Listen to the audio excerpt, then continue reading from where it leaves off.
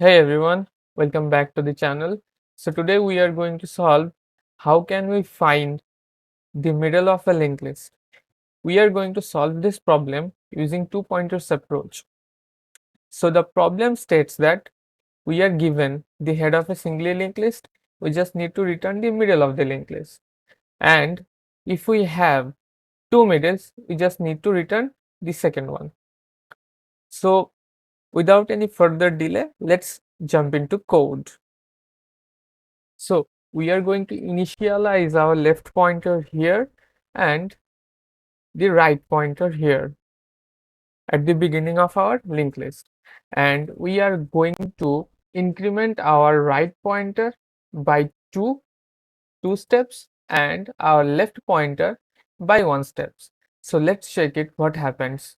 So we are incrementing our left pointer by 1 and right pointer by 2. Eventually, when the right pointer and the next right to the next becomes null, the left eventually will become the middle of our linked list. So let's see it in action. Right low is equal to head and right is equal to head. Now we are going to traverse through the linked list while right and next to the right is true, right dot next. Now we are going to increment right by two steps. Right is equal to right dot next dot next, and we are going to increment our left pointer by one step.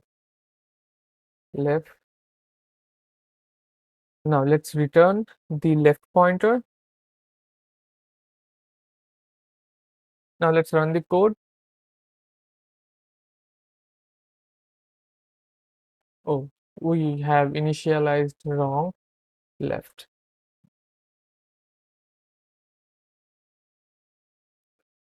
So it runs pretty fine. So the time complexity for this code will be O of n times, and space complexity will be O of 1 time.